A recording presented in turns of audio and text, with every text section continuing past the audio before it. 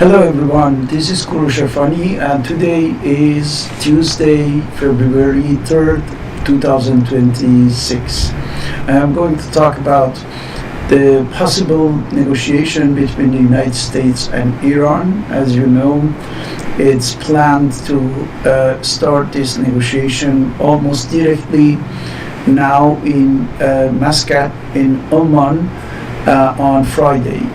So this is a possibility.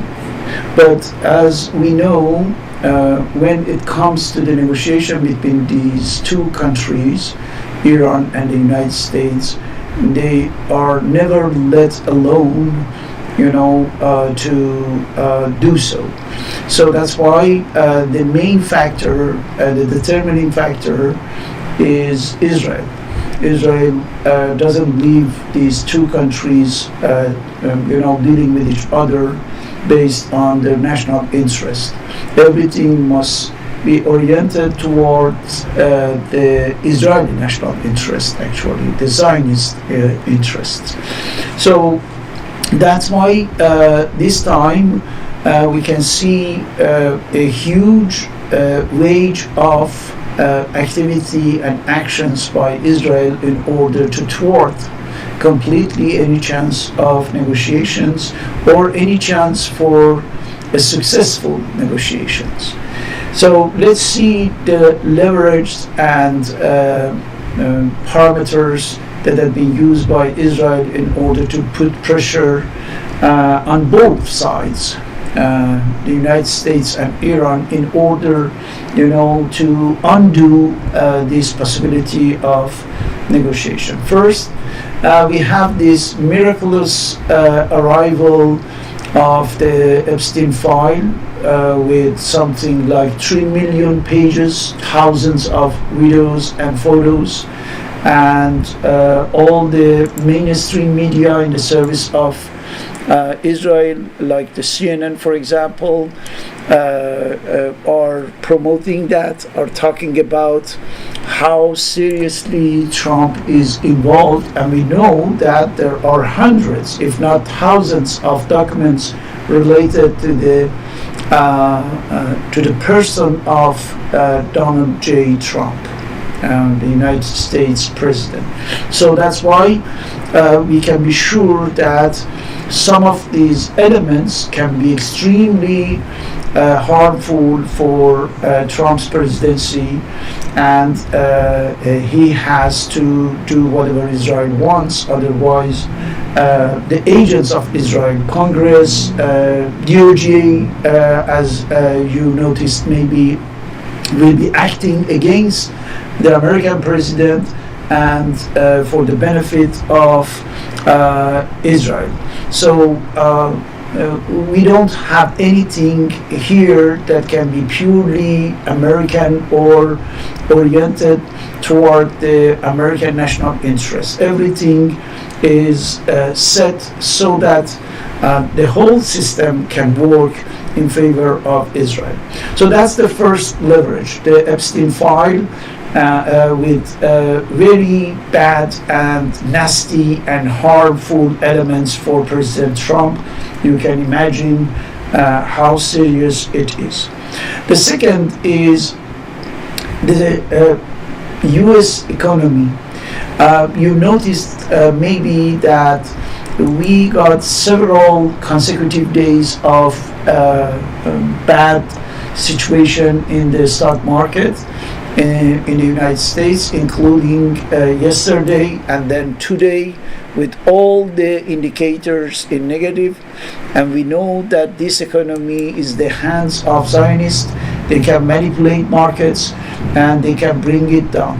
This is what they are doing in order to put more pressure on the United States president in order to bring it toward what they want. So this is not something that he can disregard or neglect, and he has to account for the economic situation of the United States, even though after the military action against Iran, the situation will get worse I am talking about the economic situation in the United States, but there is no choice. That's the idea of really barring and closing all the possibilities for the U.S. president to avoid a direct war with Iran. So that's the first element, Epstein file. The second is the manipulation of market. The third one is the conditions that Israel is dictating to Witkoff, because there was a meeting today between Witkoff, as the American emissary for this precise mission of negotiation with Netanyahu. And during these negotiations, when we know what happened, we can be sure that there won't be any chance, because these are the conditions. First, completely stopping any nuclear activity in Iran, no enrichment at all in the future, delivering 400 kilograms of the enriched uranium, which means that the result of something like 10-20 years of activity. And third, from this condition, effectively we go through the red line that had been set by Iran, which is the question of the missiles, right? Iran must stop any development of missiles, and of course maybe the dismantlement of a lot of activities, or the storage of what they have at the missiles reserves. So which means nothing to defend the country, and this is dictated by Israel purposely, because they know that this condition, this precise condition regarding the missiles won't be accepted by the Iranians, and then there won't be any agreement. And plus they added the end of any support or link to the paramilitary groups across the Middle East, which is another red line for the Iranian regime. So no chance if really Witkoff wants to bring these conditions dictated by Israel to the negotiations table. So that's the third element used by Israel in order to thwart these negotiations. The fourth one is the starting of a series of operations in Iran, inside Iran, including what happens since 2 days ago, several explosions, and one of them really important, as you can see. This happened today, yesterday, Iran's time, in a local market in the core of Tehran, in Jannatabad, which was the result of the Israeli sabotage over there. So I am pretty sure from now on till Friday, we are going to have more and more of that, and even much more sensitive operations, with the scope of operation that will be much bigger than this, and much harmful to Iranian economy, infrastructures, and so on. So we are going to see that as another possibility, in such a way that Iran reacts finally nervously, emotionally to this kind of sabotage, and we won't have any negotiations at all. I am pretty sure from now, during Wednesday, Thursday, and even Friday itself, there would be more and more operations of this kind, the sabotage operations of Israel within and inside Iran. And we can talk also about the false flag operation. As you know, United States announced that they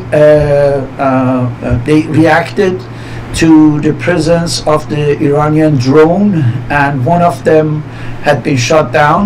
So, which means that the tension is escalating on the ground, and most probably Israel can manipulate something. For example, an Iranian drone can be hacked or hijacked somehow, and bring to a serious accident for the U.S. navies over there, and from that moment we are going to have the real war at that region. So false flag organized and planned by Israel is another one. And at the end, let me talk about something even more serious. Israel now started to say that if there is any negotiations, if there is any agreement, which means that you can negotiate whatever you want, as you want, but don't forget that when it comes to us, we act as we want. So Israel knows that right now the American forces are there, and they don't want really to miss this opportunity. Okay, they know that if they attack Iran right now, all these military possibilities of the United States will be mobilized in order to protect Israel and against Iranian forces. So that's why it's impossible to imagine that Israel will let such a gold opportunity, go away. So that's why we must be ready for any kind of operation, including bombing the nuclear facilities and missiles sites of the Iranian regime in the coming hours after any news about the successful outcome of negotiations. We are talking about something with a very small chance of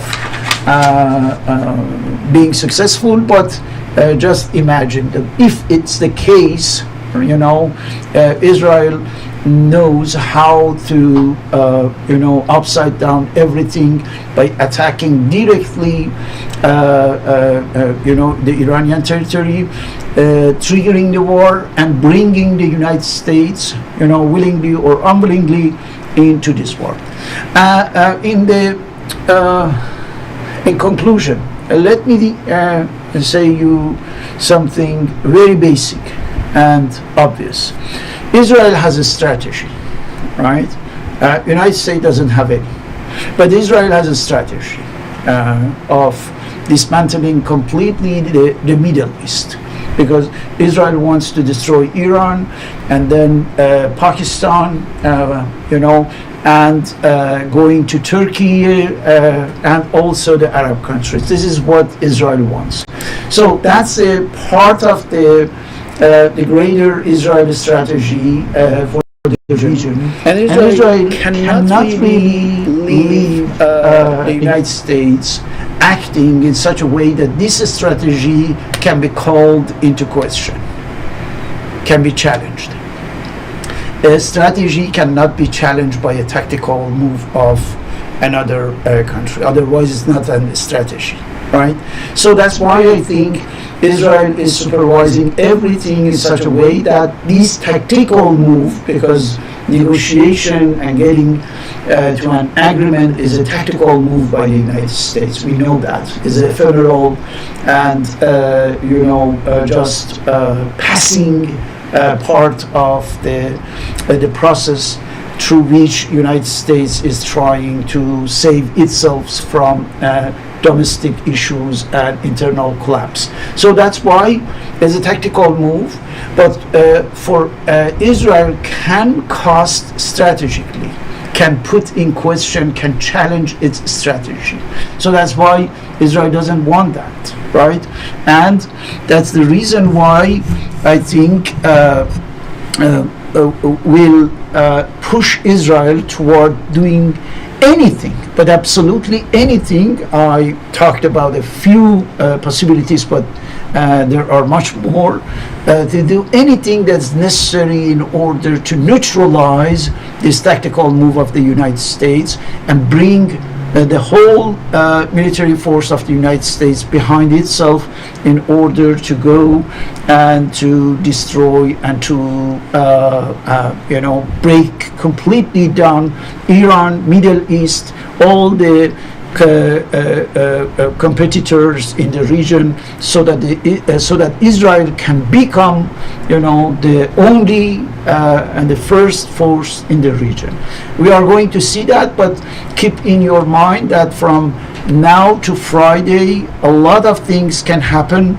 On Friday itself, big events can happen, and especially if probably you heard something about a very positive outcome of the negotiation between the United States and Iran, be ready and expect for something extremely radical as action by Israel. These are the predictions that we are going to monitor to see if they happen or not. Thank you very much for watching this video.